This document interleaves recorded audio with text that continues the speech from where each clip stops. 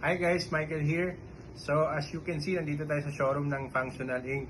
So ito yung Glory GFB 800 natin. Ngayon ite-testing natin siya kung gaano pa talaga siya ka-accurate at kabilis. No? So ito po yung Glory natin na gawang Japan. So ito yung pinakamabilis sa Philippine market today. So gusto po natin makita kung gaano kabilis. Ito guys, ite-testing natin.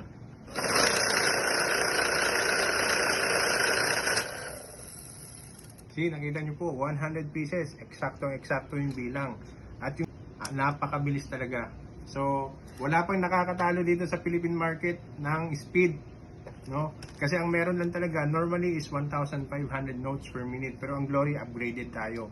1,800 notes per minute. At accurate po yung bilang niya.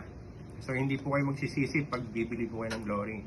So kung gusto nyo po makita yung performance ng Glory natin, mag-book lang kayo for machine testing.